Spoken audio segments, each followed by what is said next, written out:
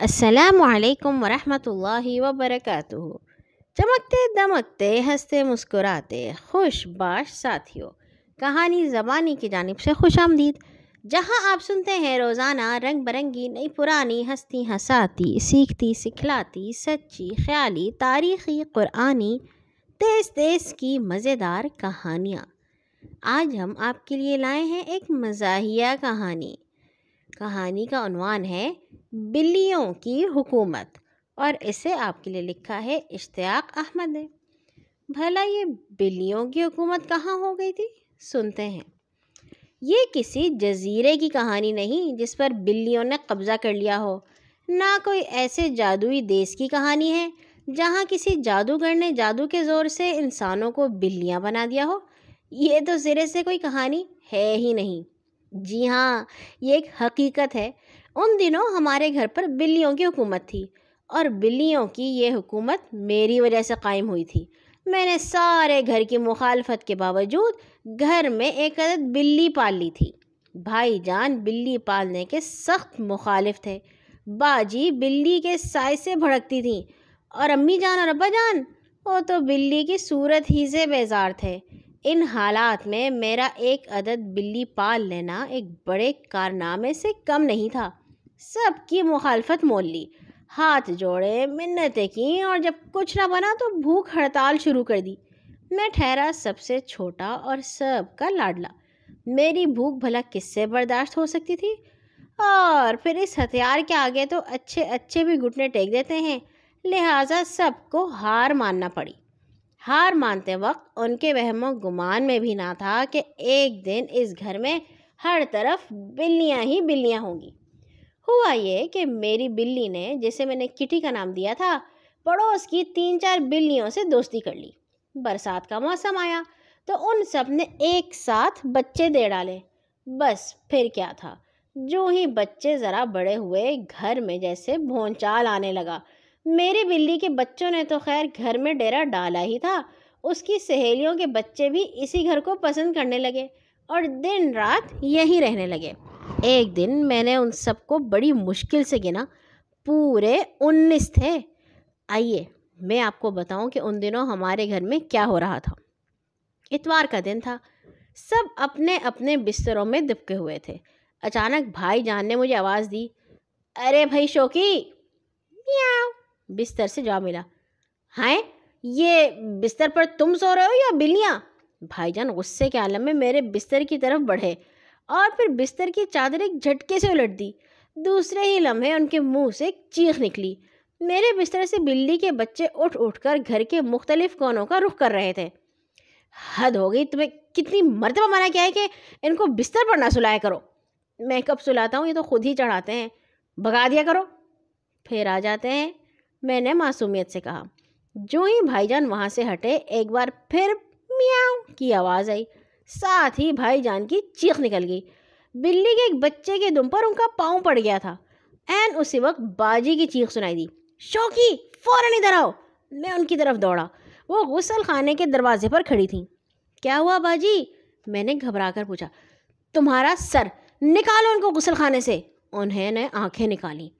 ارے یہ یہاں بھی پہنچ گئے؟ میں نے حیران ہو کر کہا اور غسل خانے میں گھس گیا۔ 4-5 بچے پانی کے ٹب میں چھینٹے اڑا رہے تھے اور ایک صاحب نل کے اوپر چڑھے ہوئے تھے۔ غسل خانے سے انہیں نکال کر فارغ ہوا ہی تھا کہ باورچی خانے سے امی جان کی غضبناک آواز آئی، شوکی خدا تمہیں پوچھے ادھر آؤ! میں ہانپتا کانپتا ادھر دوڑا۔ کیا بات ہے امی؟ بات پوچھتے ہو؟ تمہارے لاڈلوں نے سارے باورچی خانے کو کباڑ خانہ بنا دیا ہے، ذرا دیکھو تو کیسے دھرنا مارے بیٹھے ہیں۔ میں اندر داخل ہوا۔ 2 بچے برتنوں کی الماری میں گھسے دھما چوکڑی مچا رہے تھے۔ ایک آٹے کی تھیلے پر بیٹھا اپنی ناک رگڑ رہا تھا۔ ایک صاحب انڈے توڑ توڑ کر پیالے میں ڈال رہے تھے۔ دوسرے صاحب نے فرائنگ پین سنبھال رکھا تھا، شاید آملیٹ بنانا چاہتے تھے۔ میں انہیں اٹھا کر باہر پھینکنے لگا۔ اچانک ابا جان کی آواز کانوں سے ٹکرائی، شوکی کہاں ہو تم؟ میں ابا جان کے کمرے کی طرف دوڑا۔ وہ دیکھتے ہی چلائے، ارے یہ کیا آفت مچا رکھی ہے تم نے؟ جی میں نے حیران ہو کر پوچھا۔ اور نہیں تو کیا، میں نے؟ یہ بلی کے بچے تم نے ہی تو پالے ہیں۔ جی میں نے صرف ایک بلی پالی تھی، میں نے گھبرا کر جواب دیا۔ بکو مت، چلو ان کو باہر نکالو۔ یہاں بھی پہنچ گئی ہے، میں نے حیران ہو کر کہا، کیونکہ ابا جان اپنے کمرے کے دروازے کو ہر وقت بند رکھتے تھے۔ ہاں، رات ایک کھڑکی کھلی رہ گئی تھی۔ میں نے کمرے میں چاروں طرف دیکھا۔ ابا جان کی میز پر 3 بچے براجمان تھے۔ میز کے تمام کاغذات زمین پر بکھرے پڑے تھے اور 2 بچے اخبار کی شاید کشتی بنا رہے تھے۔ ابھی انہیں بھگا کر فارغ ہوا ہی تھا کہ امی جان نے آواز دی، شوقی اگر تم فارغ ہو گئے تو باورچی خانے میں آ کے میرا ہاتھ بٹا دو۔ کیوں، باجی کہاں گئیں؟ میں نے باہر سے ہی پوچھا، کیونکہ بلی کے بچوں کے پیچھے بھاگ بھاگ کر میں تھک چکا تھا۔ وہ نہا رہی ہے۔ فرمائیے کیا کرنا ہے؟ میں نے باورچی خانے میں پہنچ کر پوچھا۔ پہلے تو وہ دودھ والی دیگچی مجھے پکڑا دو۔ میں نے دیگچی اٹھائی، وہ خالی تھی۔ یہ تو خالی ہے، دودھ کسی اور میں ہوگا، میں نے کہا۔ خالی ہے لیکن دودھ تو میں نے رات اسی میں گرم کیا تھا۔ میں نے دیگچی کا ڈھکنا اٹھا کر دیکھا، وہ اندر سے بالکل صاف تھی۔ یہ تو بالکل صاف ہے، دھلی دھلائی۔ حیرت ہے، امی جان کے منہ سے نکلا۔ انہوں نے تمام دیگچیاں دیکھ ڈالی، دودھ کا کہیں نام و نشان تک نہ تھا۔ آخر پتہ چلا کہ دودھ اسی دیگچی میں تھا اور بلیوں کے بچوں نے رات دعوت اڑائی تھی۔ لیکن حیرت اس بات پر تھی کہ انہوں نے دیگچی میں کہیں بھی دودھ لگا رہنے نہیں دیا تھا، بالکل دھلی ہوئی لگ رہی تھی۔ اس کے بعد امی نے مجھے جن نگاہوں سے گھورا بیان سے باہر ہے۔ ناشتے سے فارغ ہو کر جو وہاں سے بھاگا تو اپنے کمرے میں پہنچ کر ہی دم لیا۔ آؤ دیکھا نہ تاؤ، کرسی پر گر گیا۔ دوسرے ہی لمحے ایک درد بھری آواز نیچے سے ابھری، میاؤ! میں اچھل کر کھڑا ہو گیا۔ ایک بچہ مجھ سے پہلے ہی کرسی پر بیٹھا تھا اور میں اسی کے اوپر بیٹھ گیا تھا۔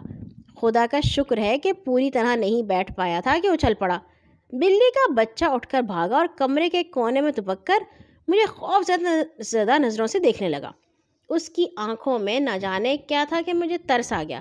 آگے بڑھ کر پچکارتے ہوئے اس کو اٹھا لیا اور اپنی میز پر بیٹھ گیا۔ اب میں میز پر بیٹھا یہ مضمون لکھ رہا ہوں اور بلی کا بچہ مجھے لکھتے ہوئے دیکھ رہا ہے۔ اسے کیا معلوم کہ میں اسی کے بہن بھائیوں کے متعلق لکھ رہا ہوں۔ ان کی وجہ سے ہر روز میری مرمت ہوتی ہے، اور یہ ہے کہ اپنی حرکتوں سے باز نہیں آتے، ٹس سے مس نہیں ہوتے، ان کے کانوں پر جوں تک نہیں رینگتی۔ اب اس وقت جب کہ میں یہ مضمون لکھ رہا ہوں، یہ بچہ اپنا کام کر ہی گیا۔ میرے وہم و گمان میں بھی نہ تھا کہ یہ مضمون یہیں پر ختم کرنا ہوگا، کیونکہ اچانک بلی کے بچے نے میرے دائیں ہاتھ کی انگلی پر چپٹا مارا اور انگلی منہ میں لے کر چبا ڈالی۔ اب مجھے یاد آیا کہ ناشتے سے فارغ ہو کر میں نے ہاتھ نہیں دھوئے تھے۔ ہاتھ سے ناشتے کی خوشبو آ رہی تھی، اس لیے بچہ اسے بھی ناشتے کی کوئی چیز سمجھ بیٹھا، اور اب میری انگلی زخمی ہو گئی ہے، میں مزید کچھ لکھ نہیں سکتا۔ اگر ایسا نہ ہوتا تو پوری تفصیل سے واقعات لکھتا اور شاید پورا ایک ناول لکھ ڈالتا۔ دعا کیجیے میری انگلی جلد ٹھیک ہو جائے اور میں پھر بلیوں کی حکومت پر کچھ لکھ سکوں۔ اور یہاں ہوئی ہماری کہانی ختم۔ کل آئیں گے انشاءاللہ ایک اور نئی کہانی کے ساتھ۔ ہر نماز کے بعد اپنے لیے اور تمام مسلمانوں کے لیے دعا کرنا مت بھولا کیجیے۔ اللہ حافظ۔